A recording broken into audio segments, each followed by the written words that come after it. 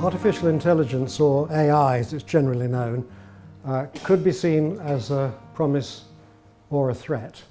And I've set myself a very easy task this afternoon because it's both. But before you go home, I'll fill that in a little bit. AI offers huge benefits to society, but it also raises big issues: ethical, legal, economic, and above all, trust. AIs are artifacts, things. They have no ethics, or rather they're ethically neutral. And when we talk about ethics, we're talking about human ethics. And the overarching risk in this domain is that if AI is seen by the public as unethical, and that risk exists, then they may lose trust in it. And then the benefits would be lost. And there are precedents. GM foods, for instance. There's no scientific evidence to say that there's anything wrong with GM foods, but the public's turned against them, and so they're by and large not for sale. And who's going to be the first to step into a 737 MAX? So benefits, and I'll come back to this, include medical diagnosis of cancers and other diseases, natural language translation, search engines, voice recognition, and many more applications. AI also carries risks of misuse and evil use. But even without evil intent, it can exacerbate inequalities, reinforce bias, threaten privacy, and more. And the question is, how can we reap the benefits and protect society and individuals against the risks? I would emphasize that there are problems that AI cannot solve. That's one of them. This is one that definitely didn't work. So in order to address these issues, I'm going to give you a brief history of AI, a simplified explanation of the principal techniques and technologies, distinguish between narrow and general artificial intelligence, discuss some of the key ethical issues and their legal and economic implications, look at the ethical use of data, because AI is nothing without data, ask whether AI should have legal personality, and look at AI in insurance, because it seems to me it provides an interesting case study in all of these aspects. Look at the potential effects of AI in employment, on jobs, the case for regulation, and finally draw some conclusions based on the principles of AI. Now you may think AI is all very new. So it's certainly a frequent topic. You can hardly open the newspaper or the TV and of course social media without reading about it. There is something new every day. In fact, there was something new directly relevant to this topic every day this week, which made it quite hard to write. Never mind. But much of the groundwork was laid by that brilliant mind, Alan Turing, back in the 1950s, 70 years ago. And the papers he published then are still available on the internet and are a great introduction to the topic today. He writes beautifully and simply. Subsequently, a number of techniques were devised, such as case-based reasoning and expert systems. The latter, for instance, depended on an analyst getting an expert in the domain, whatever it was, to explain how they made decisions, and then building a system to mimic those processes. It worked, but it was laborious, slow, and expensive to maintain. In fact, my team built the first successful fraud detection system for Barclaycard in the 1980s, and subsequently used the same technology to detect fraud in the big privatization issues following British Gas. We just used fuzzy matching in British Gas, which wasn't AI. There were a series of so-called AI summers when everything seemed to be going gangbusters, and AI winters when everybody fell out of love with the technology, optimism, and importantly the cash disappeared. And this changed in the mid-90s and the early 2000s for three main reasons. The invention of artificial neural networks and the huge increases in computing power and storage which they require. So, how does AI work? Most AIs today, the ones you read about, are artificial neural networks, which is a very crude model of the brain. Now, your brain contains about 83 billion neurons. It's the most complex organism we know about.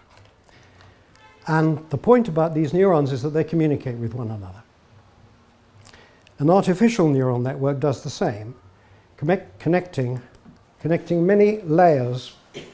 I've just got one layer here in this example, or three layers, an input layer, an output layer, and the layers in the middle. And to start with, those connections are completely random and the result would be wrong. And it gradually learns, I have to use anthropomorphic language, it learns which connections between the nodes yield the desired result. And it continually modifies the connections by applying mathematical weights until it's getting the right answer. This example is of determining an appropriate medication based on the patient's characteristics. This is a deep learning neural network, and it's deep just because there are multiple layers between the input and the output. And in a real example, there would be many, many, many layers. In this example, you've got the customer's requirements in terms of a flight, and you're trying to determine the price. So deep learning derives from that depth of multiple layers. In supervised learning, the neural network is trained on a large data set with known characteristics, and each item in the data set is labeled, typically by industrious laborers, normally women in East Africa. So if you've got a mass of photographs, they'll be labeled, this is a cat, this is not a cat, and so on. And it will eventually learn to detect cats with considerable accuracy. And having been trained, it can then recognize cats in a data set that it hasn't met before, and it will go on learning in that process on the new data. Hence, machine learning, which you've probably heard about. So in summary, it's pattern recognition. But artificial intelligence is a much sexier term and attracts much more publicity and investment than it would if we called it pattern recognition. This technique can be applied to medical diagnosis, facial recognition, predicting who is likely to commit a crime or break their bail conditions, to natural language translation, playing chess or Go, and a myriad other applications. Particular examples in the medical field include the detection of diabetic retinopathy, of age-related wet macular degeneration, and interestingly, a mobile phone skin cancer app.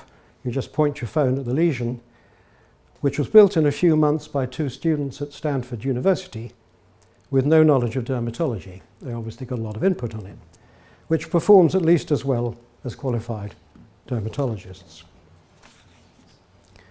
It was recently reported in the journal Nature that an AI designed to read mammogram images and identify breast cancer outperformed radiologists. It reduced the numbers of false positives and false negatives in comparison with consultant radiologists. Mammograms are normally read by two radiologists, and the model should reduce the workload for the second by 88%. Early days, but very promising. It's important to note that AIs, I've used anthropomorphic language, but AIs don't think the way we do. They don't learn the way we do. AlphaGo's brilliant move 37 in its famous match against Lee Sedol, the world champion, was a move that no human Go player would ever play. But the machine had taught itself, not learning from past games, which humans had played. It learned by playing millions of games against itself. It was unconstrained by human thinking about the game. Now, all current implementations of AI are narrow in the sense that they are applied to a narrowly focused domain, such as diagnosing cancer or playing chess. They can often do that better than humans, as we've seen. But they can't then turn their attention to stacking pallets in a warehouse or translating from French to English. There's much discussion in the literature of artificial general intelligence, AGI. We love acronyms in the IT business. An AI capable of doing what humans do, turning its hand, as it were, to any task, and exceeding human capability with the flexibility of the human mind and using common sense. Gurus like Ray Kurzweil at Microsoft, Elon Musk, even the late Stephen Hawking, and my namesake Lord Rees, the astronomer royal, all predict it's coming. Maybe 20 years, maybe 50 years, but it's coming. I'm not going to discuss AGI beyond this because I don't think it's going to happen ever. I had lunch last autumn with two leading professors of AI, Luciano Floridi, who's the professor of philosophy and the ethics of information at the University of Oxford, and probably the go-to guy on AI ethics in this country, and Nigel Crook, professor of the ethics of AI at Oxford Brookes University. And I started by putting this proposition that AGI is not going to happen, and asked them to knock it down. Luciano's response was, "Oh, come on, let's talk about something serious." I was pleased. Nigel agreed. Why do I say that? Very simple reason. Machines do not and cannot have consciousness. AlphaGo, as we know, beat Lee Sedol at Go, but it didn't know it had done so. Scientists are searching for consciousness in the brain, but they're not finding it. Perhaps because it's not there. They're trying to come up with an explanatory formula. I've read a lot about it. They're looking in the wrong place. Does this mean that AI will not become smarter, more capable, more effective? Not at all. It certainly will. But the route to AGI is not a continuum. So the rest of this talk is about narrow AI, which is here now. Let me turn to the ethical issues in AI, and this is not an exhaustive list, but I'll talk about a few. The first is bias. Why are AI systems biased? Because we are biased, all of us. We're aware of some biases, we may not even notice others. Not all are bad. We tend to read newspapers with whose views we agree. We like people who are like us. We tend to not like people who are not like us. Many people are biased against foreigners, immigrants, and so on. There are lots and lots of other examples. Bias gets embedded in AI systems in two main ways. First, through lack of diversity amongst the developers of the systems, who then unconsciously import their biases into the design. For instance, the vast majority of AI engineers are young white males. Fact. And this lack of diversity, incidentally, is a chronic problem in the IT industry more widely. They may not perceive that the systems they're building have such a bias and work better for white males than black females. Secondly, the AIs learn from biased data in the training dataset.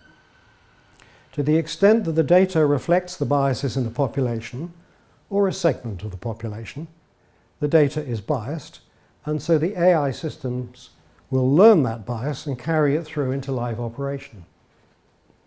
The larger the data set, and these data sets are huge, the larger the data set, the more likely it is that there will be biases in the data. And because of their speed, that bias is spread, is propagated far and wide. Does this matter? Well, not always. In machine translation, you're interested in the quality of the translation into the target language. But gender bias can creep in here too. Any Turkish speakers here? Good. You won't be able to fault my accent. Turkish has gender-neutral pronouns. O bir means he is or she is.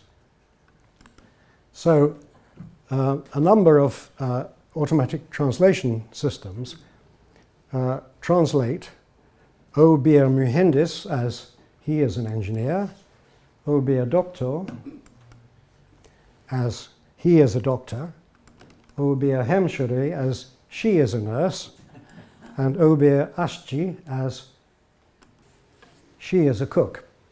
Though, interestingly, I tried this on Microsoft Bing, which nobody ever uses, and it translated "O bir aşçı" as "he is a soup kitchen." It's true, it's true.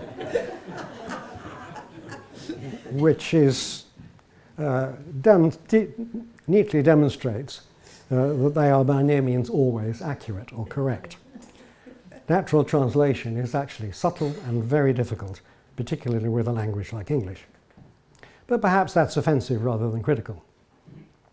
Yet gender and racial bias does matter in all sorts of ways. Facial recognition technology is one application where it often arises. It's already widely used in this country, for instance, by commercial organisations in the King's Cross area and by the Met Police and the South Wales Police. I find it convenient that my phone and my laptop both recognise my face and I don't have to key in a password. However, it is controversial, partly because of the current inaccuracy and partly with certain racial groups, as well as concerns over privacy. Its use by the South Wales Police was challenged in court by a man called Ed Bridges, who had had his photograph taken twice in two different situations and felt that his privacy was being invaded and that he'd done nothing wrong. Well, he had done nothing wrong. This is not a brilliant slide, but it shows on the left-hand side the van, which is pretty obviously operating the technology, and on the right, you can't really read it, I'm afraid, up in the top right-hand corner, it's showing the characteristics of the person who has been photographed. And what happens is that each photograph is compared against photographs of people in a watch list, either criminals or suspects that the police are trying to find. And if they get a match, then they can set a policeman onto the job. And if they don't get a match, they destroy the photograph they've just taken immediately. The court held for the police, and their grounds are quite interesting. They said that the use of the South Wales Police's use of automatic facial recognition met the requirements of the Human Rights Act, and its actions were subject to sufficient legal control.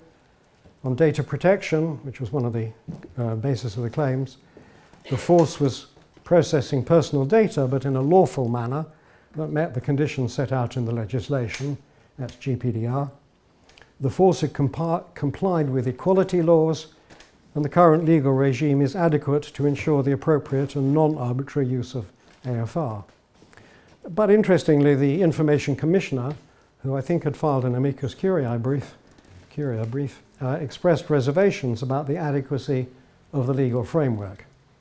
And Lord Clement Jones has just introduced, I said it last week, has just introduced a private member's bill in the House of Lords, which seeks to make it a criminal offence to use facial recognition technology for overt surveillance in public places and to require the government to review this use within a year.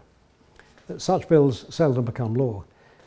But Lord Clement Jones is a significant player in this field, having chaired the Lords Select Committee which produced the report on AI in the UK in 2018.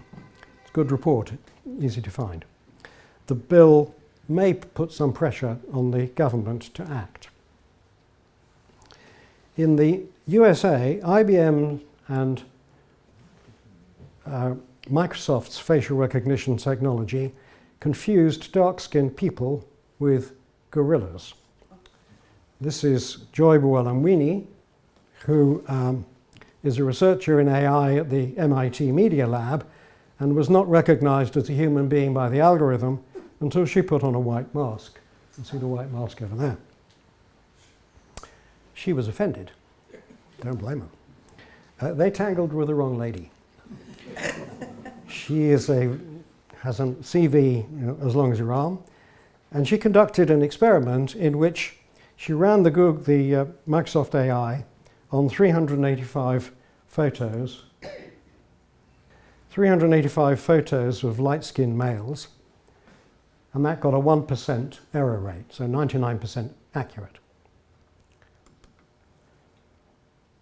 Comparable numbers of light-skinned females, 7% error rate, 12% error rate on dark-skinned males, and a horrendous 35% error rate on dark-skinned females. So black women were definitely being discriminated against. When she published her paper, IBM and Microsoft immediately changed their algorithms. She's a frequent speaker at conferences and on YouTube, and if you're interested in more, she's done a couple of TED Talks. There's many other examples of gender and racial bias.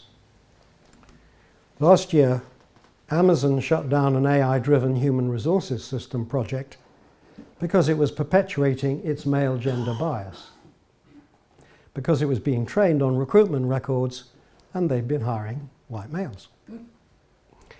Judges in several American states use an AI system called Compass to determine whether to grant bail to alleged offenders, and in Wisconsin to help the judge decide the length of a sentence. The system relies on a number of indicators which do not include race. However, it does take into account where the alleged offender lives. And given the racial distribution of populations in American cities, geography becomes a close proxy for race. So a black accused, who may well not reoffend, given his record, is more likely to be denied bail, much more likely, than a white man with a comparable record. Now, Compass is proprietary, and this is a frequent issue in this field, and Equivant, the company which markets it, will not divulge how it works, asserting that it's a trade secret. Perhaps they cannot. By far the most egregious example of facial recognition technology being misused is its use by the Chinese Communist Party in Xinjiang in Western China. They're using it to identify and incarcerate no less than 1.8 million Uyghur people in so-called re-education camps for the crime of being Uyghurs and Muslim. And the Communist Party asserts this is about suppressing Muslim violence, but actually there's very little Muslim violence. The technology doesn't have to be very accurate because Uyghurs are Turkic people and their facial characteristics are quite different from Han Chinese. This brutality, reminiscent of the excesses of the Mao years, has been widely and accurately reported in the Western quality press, in this country and in the United States, probably in Europe, and has led to American sanctions on the companies supplying the technology, but of course with no apparent impact on the Chinese government. Next issue is explainability, sometimes called transparency, although technically that's a bit different. Unlike traditional software programs, AIs based on neural networks cannot explain how they reach their conclusions. They may be right, but they can't explain how they got there. And nor can their developers. Now, if a bank is using AI to determine whether to grant you a loan, and they decline, but can't explain why, that's unfair and unethical. You wouldn't know how or whether you could do anything to change your application in order to qualify for the loan. Similarly with insurance, if the insurer declines the risk without explanation. Explainability, interestingly, is the one ethical issue which is unique to AI. In other situations, people may refuse to explain. It's not that they can't explain. Discussion of all other ethical issues that I've come across goes back at least to Aristotle. To return to Compass, in a famous case, Wisconsin versus Loomis, the trial judge gave Loomis a long sentence for his role in a drive-by shooting. There was no doubt that he was involved. partially because of the high risk score that the defendant received from Compass. Loomis challenged his sentence in the Supreme Court of Wisconsin on the grounds that he was not allowed to assess the algorithm. And the state Supreme Court ruled against Loomis, reasoning that knowledge of the algorithm's output was a sufficient level of transparency. This seems to me a very strange decision. It's a principle of the common law, and America is a common law jurisdiction, that a judge must explain her or his decision. I had a meeting late last year with Sir Geoffrey Voss, the Chancellor of the High Court, who is the second most senior judge in the civil court system. He was impressively well versed in AI and keen to introduce it into the court system in order to improve the efficiency. But he wouldn't countenance it unless and until it's transparent. There's a lot of work going on to solve this problem, and the most likely route appears to be an external audit approach comparable to financial audit. But right now, there is no general solution available. Next issue is what happens when things go wrong. The question most frequently arises in relation to automated vehicles. This is a picture of the Volvo, automated Volvo, which detected Elaine Hertzberg in a rural town in Arizona in March 2018, decided that she didn't need to be avoided and killed her. Now, of course, human beings kill people in cars all the time, but it's somehow more shocking when AIs do it. So, who is responsible? It's not only a question for automated vehicles. As far as automated vehicles are concerned, should it be the automated vehicle itself? But that's an artifact. Should it be a driver? But there isn't a driver. Or the driver may be somebody sitting behind the wheel, but it is completely unrealistic if the AV, the automated vehicle, gives up and says, "Over to you, mate," which some of them are designed to do. It would probably take a minute or two for somebody who is reading the crossword or doing his emails to master what's going on around him and what the machine is doing and so on. It can't work. As a matter of fact, there is a solution because the Automated and Electrical Vehicles Act 2018, which has received royal assent and is law, says that the answer is the insurer. So as long as the car is insured, or the vehicle is insured, if it's not, it's the owner, then the insurer is responsible and has to pay the claim, assuming that there is no doubt that the car, the human or whoever. The insurer then has the right of recourse, this is in the Act, has the right of recourse against the manufacturer or the designer of the faulty component after the inspection has been carried out. And that may take some time. And that's good because people who have suffered damage or injury need the money quickly, whereas an insurer has deep pockets and can afford to wait. The insurer would not be liable if safety critical software has been tweaked by the owner or somebody at his behest, or the owner has failed to install updates issued by the manufacturer. How they're going to go about doing that is an interesting technical question, but not one for today. But what if the AV has been hacked? And what if there's a fleet and some of the vehicles have been updated and some haven't? Who's responsible then? All sorts of issues. It's a pretty bare bones act, and there's going to be a number of issues which are unresolved. And so far, of course, no court cases to rely on. There are other applications of AI where the same issue arises. Who is liable when things go wrong? For instance, what if an AI-controlled medical device implanted in the human body, and that's happening now, fails? Is it the surgeon who implanted it, or the hospital, or the manufacturer? What about off-road vehicles like tractors? The list goes on.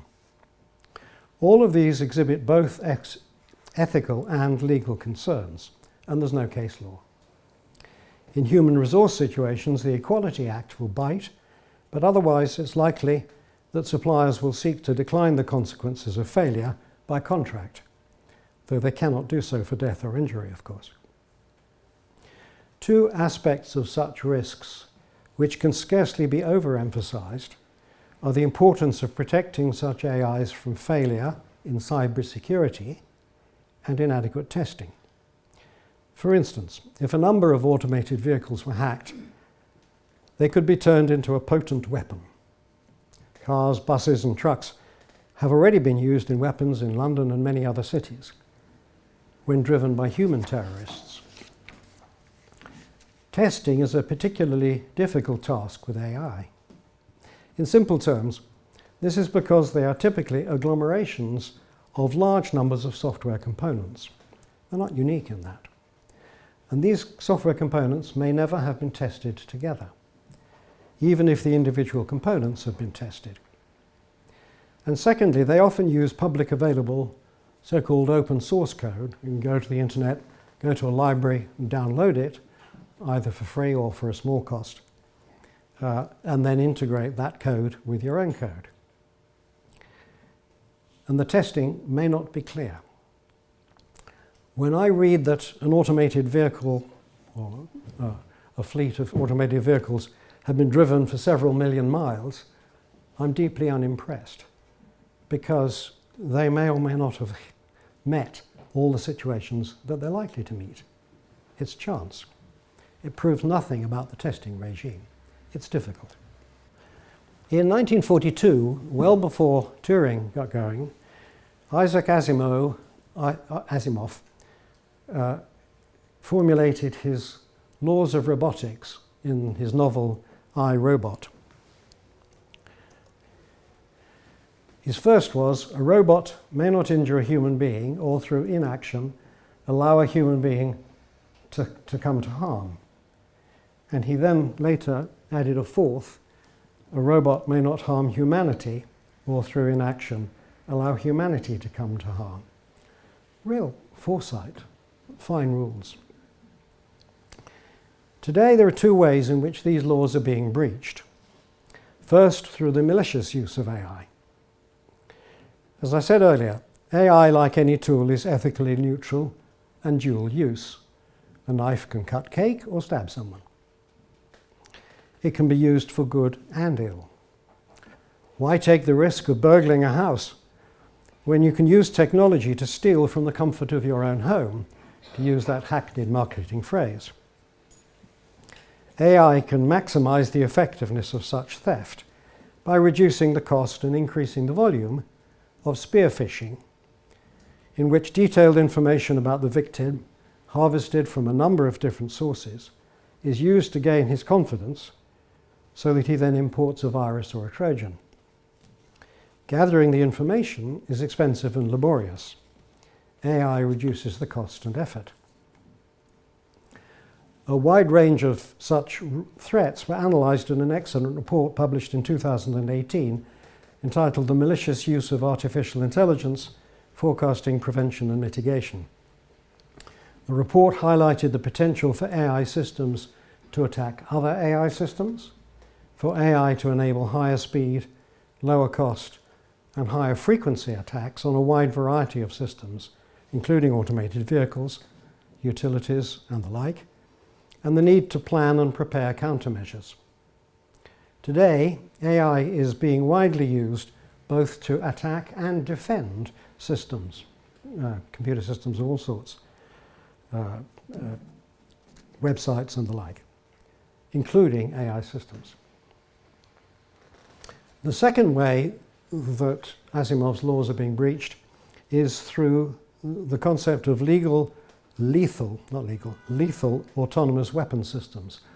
The acronym LAWS I find curious, but it's what the words start with. Drones are really useful tools as well as boys' toys. They can be used for crop inspection, distributing aid to disaster victims, searching for crash planes underwater, and many, many other applications. However, they can also be weaponized, and if configured in swarms, become an even more effective offensive weapon system. The use of autonomous, that is AI-guided, drones constitutes a significant ethical issue, and in terms of international law, a legal issue. A human operator can react to changing circumstances in the target.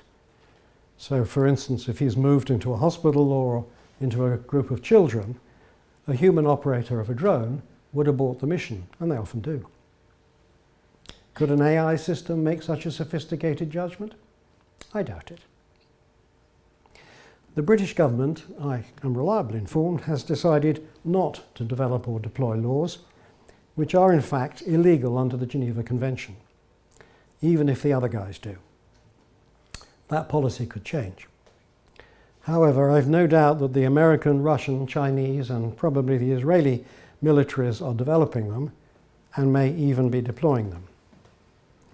And when human-guided drones are already being deployed to great effect, not just by the United States Air Force in Pakistan, Afghanistan, in Iran, but also by rival militias in the Libyan civil war, as you may have read about this week, can laws be far behind?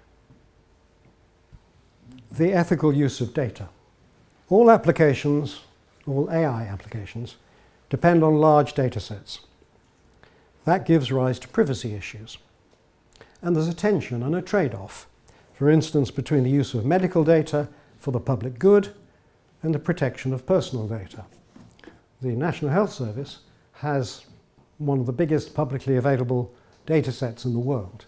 It's a fantastically valuable resource, but obviously it consists of your records and mine, and we might be a bit nervous about that.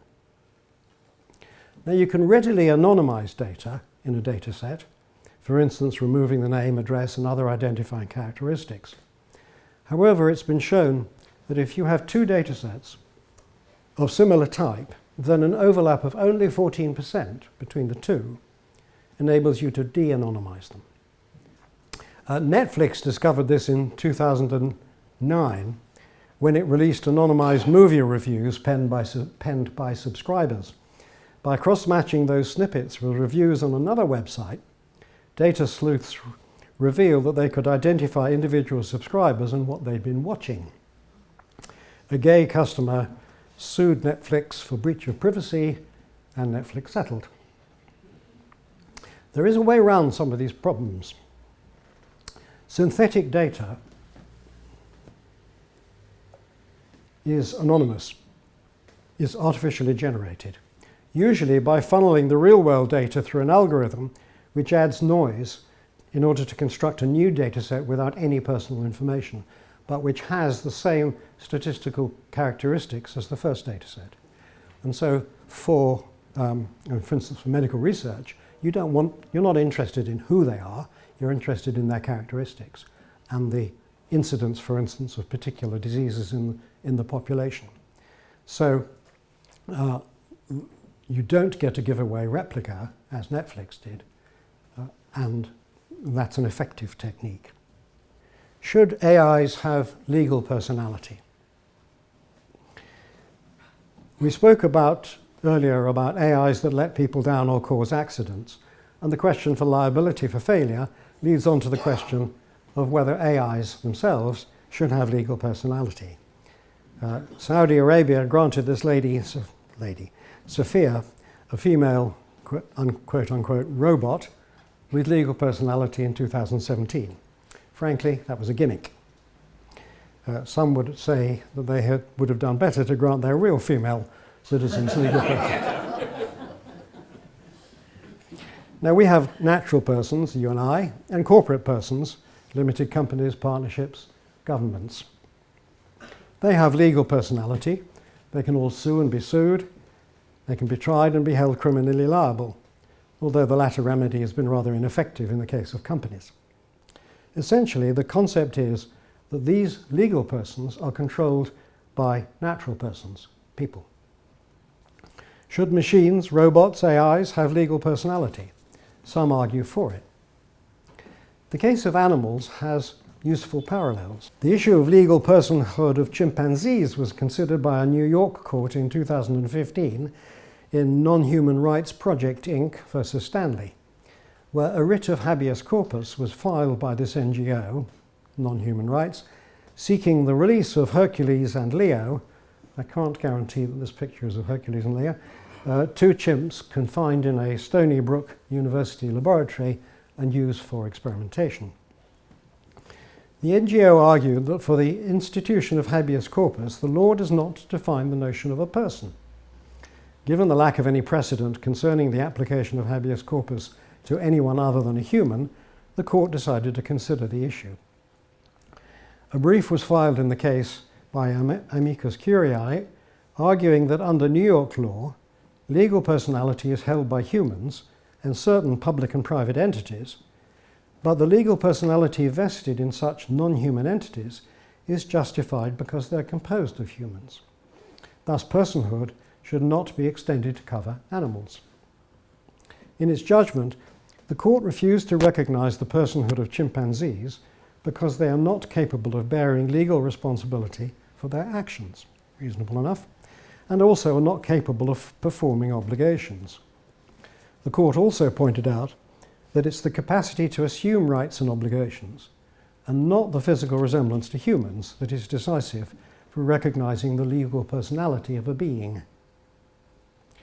On exactly the same grounds, you can't say that a robot equipped with AI has a free will which could lead to commission of prohibited acts with the aim of achieving its own ends.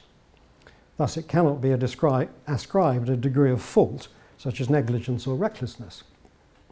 Nor is it possible to hold it liable for damages for its errors, for example, as in the case of an accident caused by an autonomous car or malpractice by surgical robots. Incidentally, one of the features of AIs is that they often don't know when they've made a mistake, and that's problematical. Another case, the European Patent Office has just refused to grant a patent to an AI invented by an AI. The European Patent Office said, names given to things may not be equated with names of natural persons. Names given to natural persons, whether composed of a given name and a family name, or mononymous, one name, serve only the function of identifying them, serve not only the function of identifying them, but enable them to exercise their rights and form part of their personality. Things have no rights which a name would allow them to exercise. The EPO said that an AI system or machine would not have any legal personality comparable to natural or legal persons. It went on to explain that AI systems or machines can be neither employed nor can they transfer any rights to a successor in title. Quote, since an AI system or a machine cannot have rights, it cannot be considered to own its output or own any alleged invention, and it cannot transfer any rights thereto. Seems a very sensible judgment to me, and it would apply to paintings which AIs have painted and music which AIs have composed, which I believe are quite good. In summary, I think AI, granting legal personality or personhood to an AI would be a terrible idea. May my AI just cause you damage? Oh, what a shame. Go ahead and sue it. The point is, companies have capital and can therefore pay damages if held liable. If a company has little capital, you take care before you contract with it. Robots have no financial resources. So, let's look at the use of AI in insurance. The insurance industry is exploring and slowly taking up AI. And this has both benefits and risks for the public and constitutes an interesting case study in the ethical and economic implications of AI. Benefits include more precise risk assessments, enabling previously uninsurable customers, for instance because of age or location, to obtain cover, greater efficiency, better claims management, and it might enable them to offer novel advisory services like suggesting safer driving routes or healthier exercise regimes. On the other hand, there are ethical and economic risks. Hyper-personal risk assessments could leave some individuals uninsurable. For instance, identifying the potential for cancer, of which the individual is unaware, could mean that you couldn't get health insurance. The principle underlying the insurance business model has always been the spreading of individual risk amongst a large population. This level of precision, using a variety of sources, not necessarily in the application form, goes against that principle. The use of large data sets may affect privacy, and insurers could use AI to model the minimum benefit that it would take for customers to renew. They're probably doing that now. And these new forms of nudging, as it's called, could be intrusive. So clearly there's economic, ethical, and legal implications here. Let's look at the effect of AI on employment. We've been here before, and we can't stop the march of AI. The key economic question is this: is AI going to replace us all and abolish work and jobs by doing what we do more efficiently and at lower cost? The answer is no, but it will replace job functions and not just repetitive tasks. And this will lead to some existing roles becoming redundant. New roles will be created. Very few professions are immune. Maybe philosophers and priests, not lawyers or management consultants. As noted previously, some medical functions, but not the role of doctor. There are two fallacies generally in this discussion, as Daniel Susskind has pointed out in his recent book. First is the so-called lump of work fallacy, the notion that there is a given lump of work, and if the machines take over some of it, there's less for us. It's just not the case. It was probably in the Middle Ages when there was an agricultural economy, but certainly since the advent of the Industrial Revolution, the amount of work available and being done has grown year on year on year. So job functions have been continually, and jobs have been continually destroyed and created. Unless you're very rich, you don't have domestic servants nowadays. And if you're in the IT industry, when did you last meet a punch card operator? I was very young. AI will create new job functions that we can't even envisage now. However, what Susskind called the lump of work fallacy is important too. This is the notion that the work that AI will create will be there for the humans to do. Not necessarily. It may be much more effectively done by AIs. So we can't assume that because the lump of work goes on growing, the number of jobs for us goes on growing. We have no way of predicting the speed with which these changes will take place, but it is likely that the destructive force of new technology will precede the constructive phase. It usually does. What's to be done? Well, the key is retraining. There are functions that AI cannot touch, such as user interface design, and jobs requiring empathy and physical care, like nursing. Who will fund such training? It'll need to be some combination of government, companies, and individuals. A good example of how it can be done is AT&T's Workforce 2020 project. AT&T recognized in about 2013 that they were not going to need the thousands of technicians they had who could repair wires up poles and down holes, known as holes and poles, as it would all be fibre. But they would need an army of software engineers, and it would cost a fortune to hire and train them. And so they instituted a major retraining program for the technicians they already had. And that's been fully supported by top management and the workforce themselves, and has been very successful. It saved the company a huge amount of money in redundancy and recruitment, and wound up with a happier, more productive and secure workforce. Regulation. Is there a need for regulation? Well, yes. Even the industry is recognizing that. Some say that the big companies are trying to mold potential regulation to their business models. Probably true. But regulation is needed. The problem is it's difficult to formulate in a fast-developing field like AI. There's always a risk the government will introduce regulations based on an understanding and a view of the technology which goes rapidly out of date. It's happened before.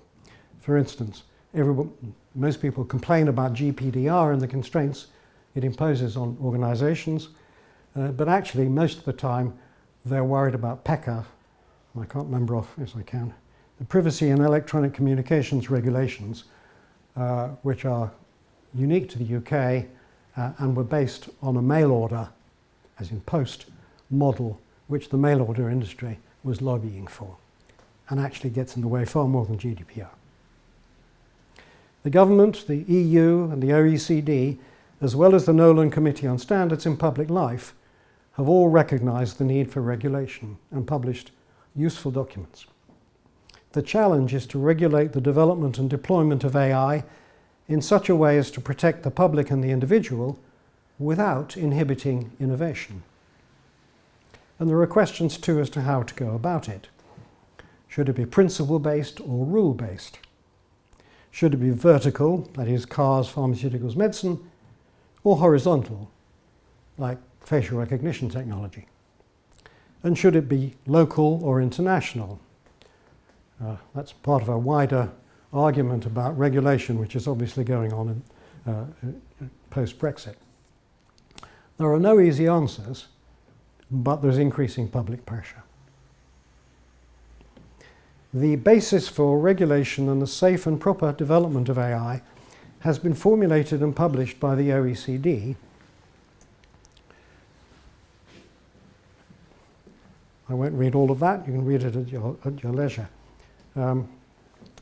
This is the principles of AI, and the 44 governments have signed up to this, including all of the G20 and several countries which are not in OECD.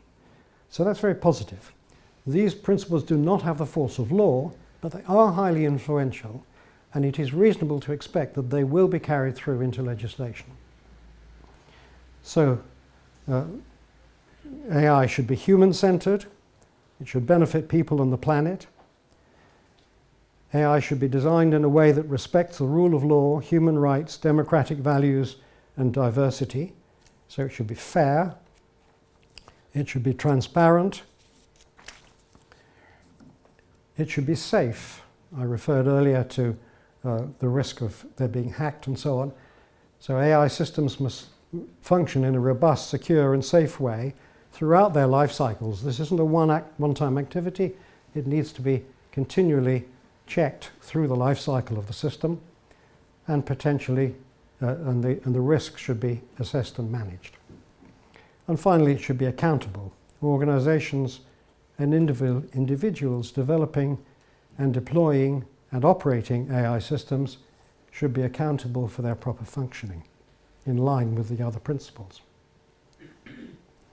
So,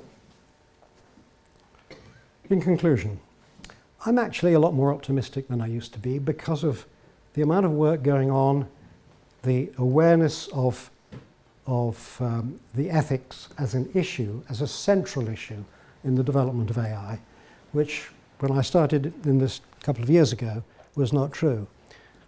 When you've got $1 billion being spent at Harvard to set up an AI program, and that was followed up by Schwarzman with $150 million pounds given to Oxford University to set up an ethics program.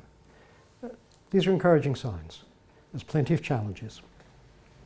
In conclusion, AI is never responsible and should never be thought to be. Its makers, its owners, and its customers are.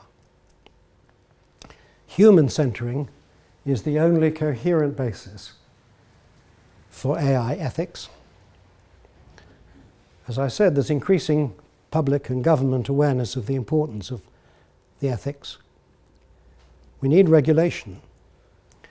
But ladies and gentlemen, I submit that we, everybody here, has a duty to engage in the debate, to become aware of the issues, because these will affect us and our children and grandchildren for a long time to come.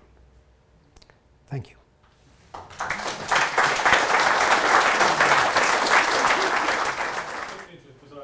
future thinking and the evolution of consciousness.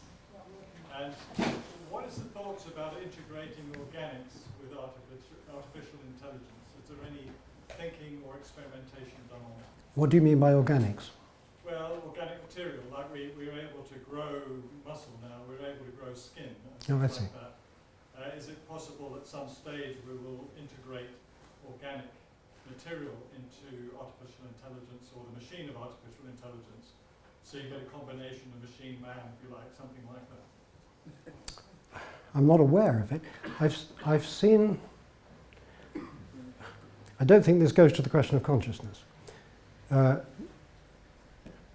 Could there be organic materials used in AI devices? I think the answer is yes, but I'm not really up on that. That's at the advanced frontier level. But I think people are experimenting with it, and where they've got to, I don't know. Thank you. Yes, gentlemen.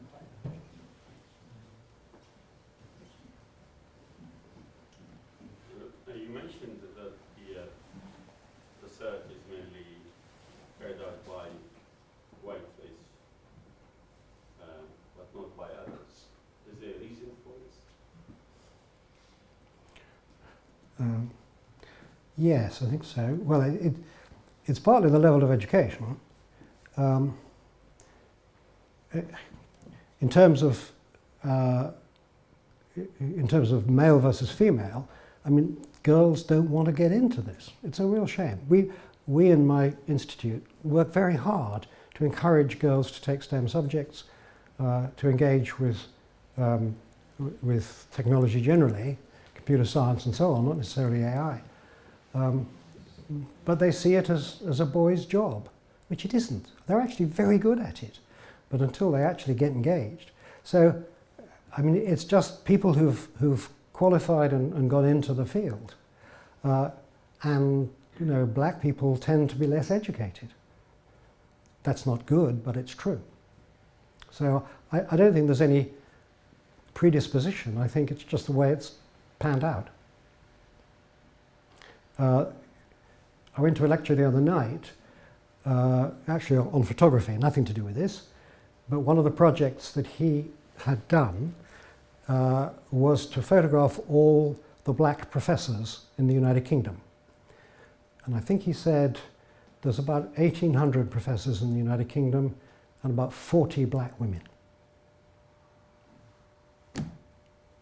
No reason why they shouldn't be professors. Is there a lady who'd like to ask the next question? Thank Two, you. I'd say take two. Do you want to wait for the mic?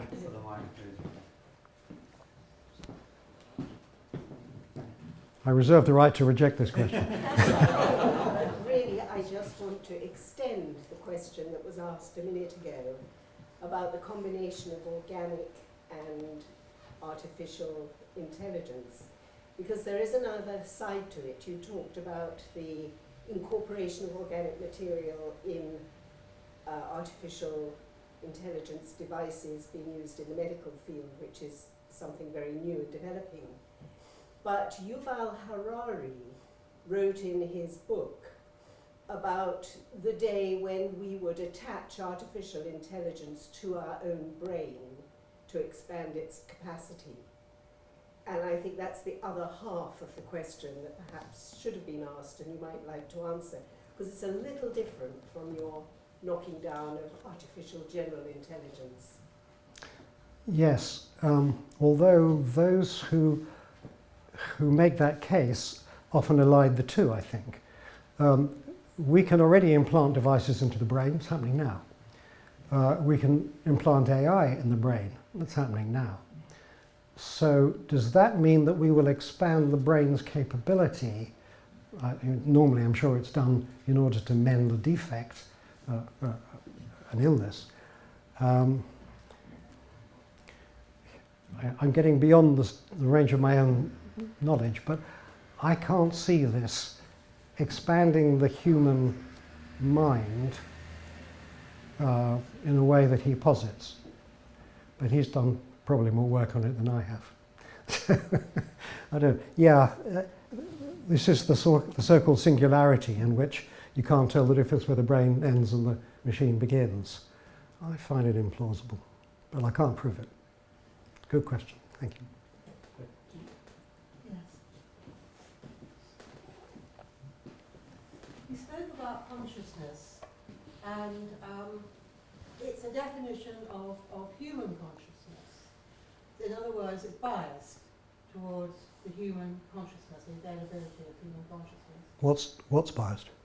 Well, a human talking about human consciousness and defining it in human terms is naturally biased towards the quality of a human consciousness.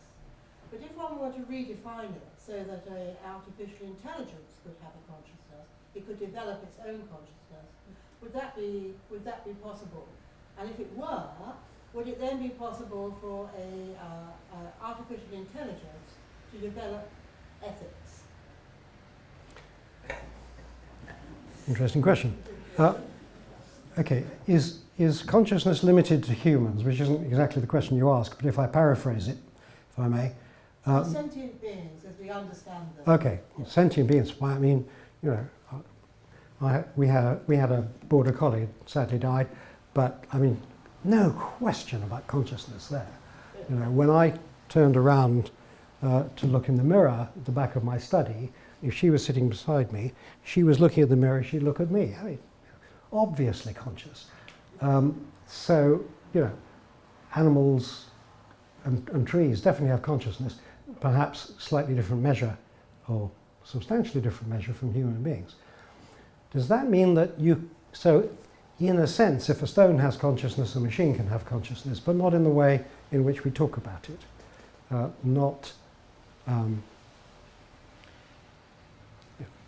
I'll leave it at that. So if a machine could develop consciousness, could it develop morality? Conceptually, yes, but I would say they can do neither.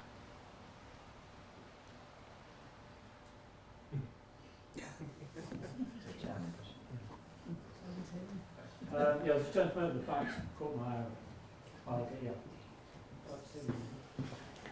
Let me just add, I don't think consciousness develops. It isn't a thing that develops, it's there. It observes.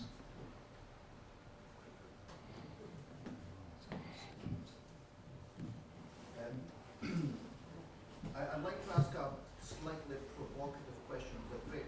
Good. By the way.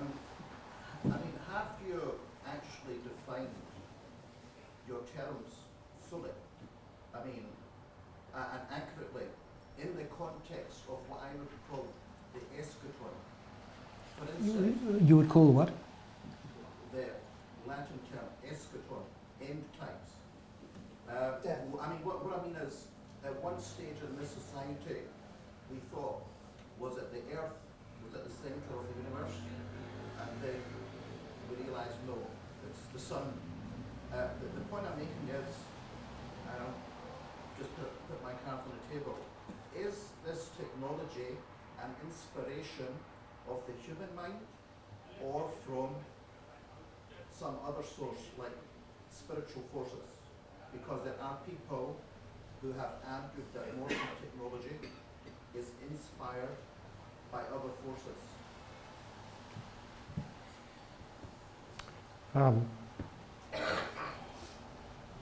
Have I defined my terms? No, I would have run out of time if I had. I would say that all the evidence I've seen of artificial intelligence devices, systems, have definitely been the product of human minds. I've no doubt about that. They're all, they're computer systems, and I've worked on computer systems all my working life. They're different in some senses, but in terms of the way they are built, they're not different at all. So I've seen no evidence of any other life form, if that's a phrase I can use, having any influence at all. No. Lady.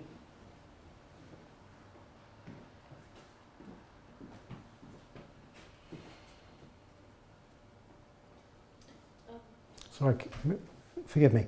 Let me just add, one thing that is definitely coming is quantum mechanics, quantum computing. I won't try and explain that, because if anybody had any problem with AI, it would be 10 times worse with quantum. Maybe Peter can. But even so, that's still, although that's incredibly difficult to explain and indeed use, it's still a human product. Those companies that are, say, at the forefront of AI technologies like Google and Yahoo and Tesla, etc., I mean, what proportion of their budget would they be devoting to looking at ethics, and are there conflicts between the way that, or synergies between how they think the ethics should be unfolding in the direction, and I presume there's an ethics lobby somewhere also, and are there conflicts between their ideas, or are there synergies between their ideas, and sort of how much time and effort does Google devote to the ethical lobby as opposed to their driverless car operation? Good question. I have no idea what their budget looks like. And I doubt if you looked at the balance sheet, it would show. Taking Google as an example, they describe themselves as an AI company, and they affect to be very ethical. You'll recall that they started out with the motto, "Do no evil." That ran into the buffers when they operated in China, but they tried. No, give them their due, they tried. So I doubt if they spend an awful lot of money on it. What they did do, for instance, was to set up a quite high-profile AI ethics council within the company. Unfortunately, that didn't survive long because some of those appointed to it were deemed to have a conflict of interest. I think they're trying. Whether Facebook's trying is another matter altogether. Yeah, I mean, I think these companies are getting more and more aware of the importance of acting ethically, but sometimes it conflicts with their business model. And as I say, I think Facebook is the most conspicuous in that regard. But what proportion of their budget they devote, I haven't a clue, I'm afraid. To take the gentleman there. Next question. Thank you for your very interesting presentation and on the wonderful subject of artificial intelligence. Now, in studying artificial intelligence, I find that humans are finding out the way their own intelligence works. And obviously, the study of artificial intelligence is not only going to contribute technically, but also how people are governed, like the political parties and all that. And I was interested on that OECD principles of AI. I wondered if it can be reprojected, Mm-hmm. and so that everybody can see it. And I should be very much interested whether this should be applied to all the governments of the land as well, so that we really get the benefit of the study of artificial intelligence, not only in technology, but how do we govern ourselves in the interest of all the common people, and not just the MPs and the dukes and all that. That's a good question. That would be a great idea. Let me also, I mentioned the Nolan Committee, the Nolan Committee on Standards in Public Life, excuse me, just published a report on AI in government, so the use of AI in government departments and so on. And this is addressed to the Prime Minister, dear Prime Minister. It came out a couple of days ago, and you can readily find it. And it articulated the Nolan principles, which I've got here if you're interested. And the argument it used was these principles like truthfulness and integrity, I hope the government's listening, are entirely applicable to the use of AI. They don't need changing. And I thought that was really good, constructive. So will these messages get home to government? I hope so. But government is subject to the pressures that government is subject to, isn't it? Looking further out, Jamie Susskind, Daniel Susskind's brother, has published a book on the effect of AI on politics, which is a good read. I recommend it. And he envisages a time when machines will effectively form a government. This is a pretty dystopian view, but it's worth thinking about. Jeremy?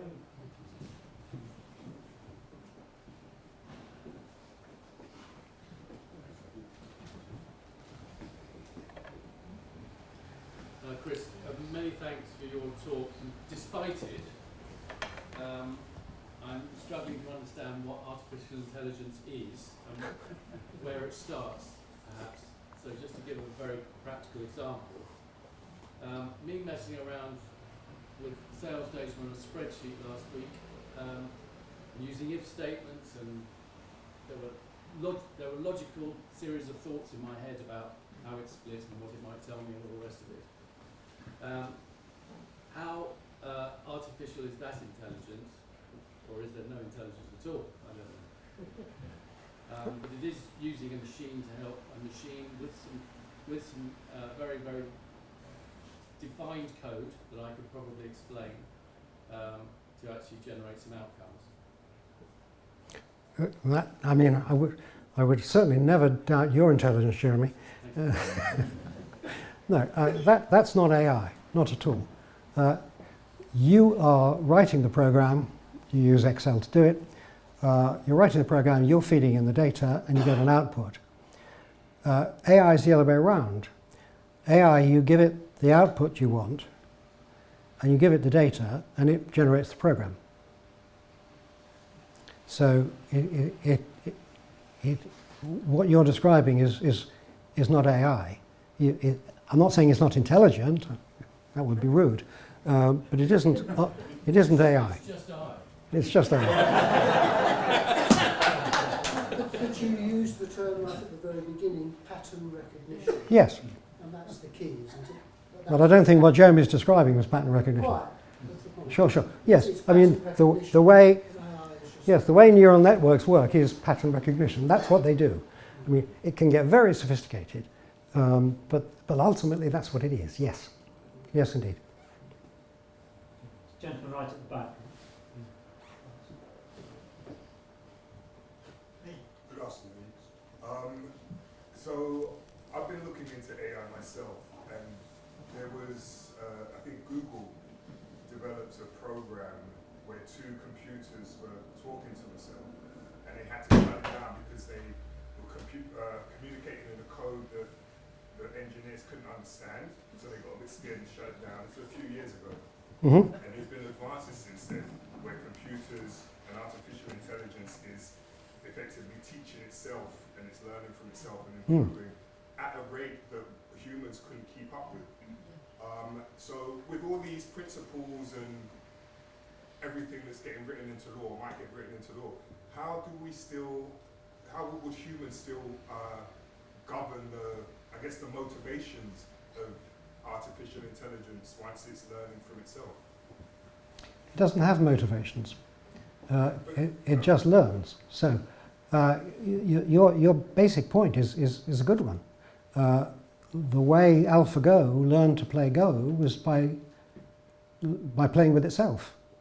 The only instructions it were given were the rules. No other guidance whatsoever. And it learned and it learned and it learned until it was beating the human being. But like the Google experiment, where they started communicating in their own, using English words but breaking them down, almost like a Morse code it became, where the engineers couldn't understand it.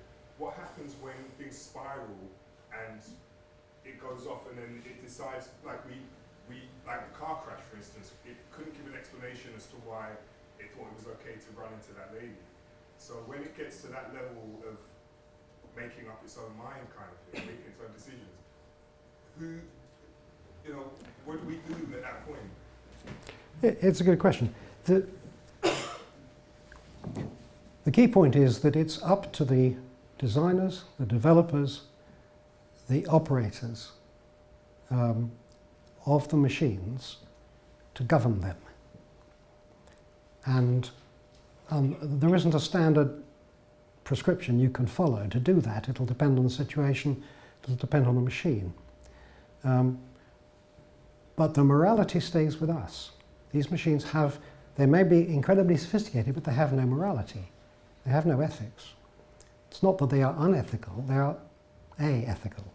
But then I think what I'm asking is, what's motivating the machine to want to learn more? Not necessarily the game Go or chess, but other things, like when I've heard Elon Musk talk about the Internet of Things, of everything. Yep. Once it's all combined, and that machine is continuing to learn and to develop, it's going to go off in directions, just like the Go game, where no human could anticipate that 37th move.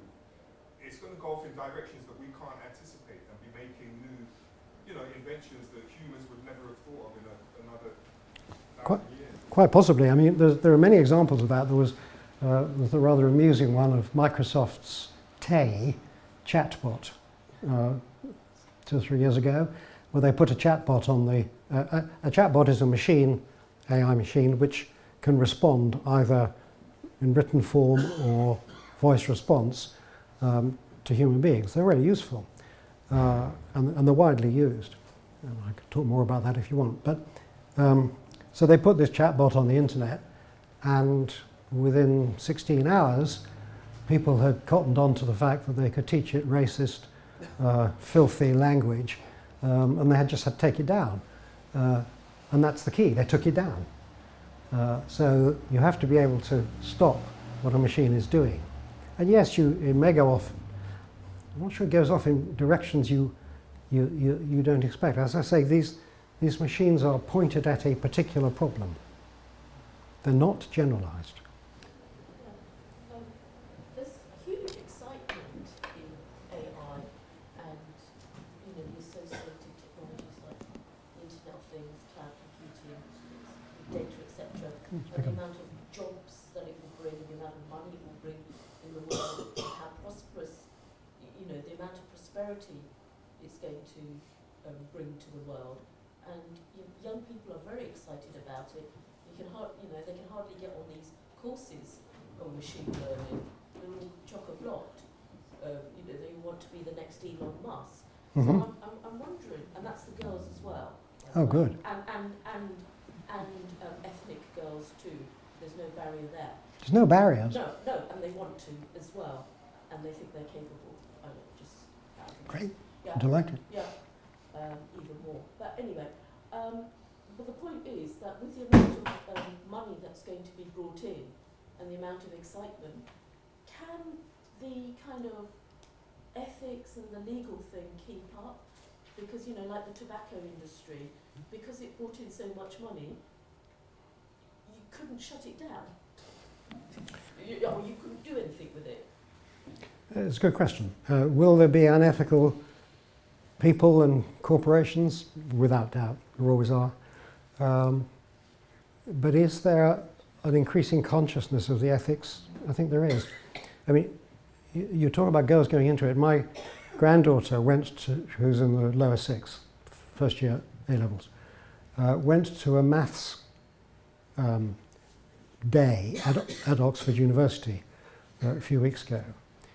And when she came back, we were talking to her about it, and she said there'd been one lecture about computer science meets philosophy. And this was mainly about AI, not entirely, mainly about AI. But the professor's proposition was, you need to learn the technology, you need statistics, you need really good maths and so on, and this is the sort of thing you're going to do. But then you need philosophy. because philosophy gives you the framework within which the technology works and allows you to take a bigger view and so on. And she had the slide set, and I went through it and I said, Ilana, this is fantastic. If I had my time again, I would study this course. So I was really heartened by that. This is, you know, a serious academic saying you need technology, you need computer science, but you need philosophy, and there's a huge amount in common. And you know, and it was serious, highly respectable philosophy. So, is it going to generate a lot of money? Yes. Is that always going to go in the right direction? No.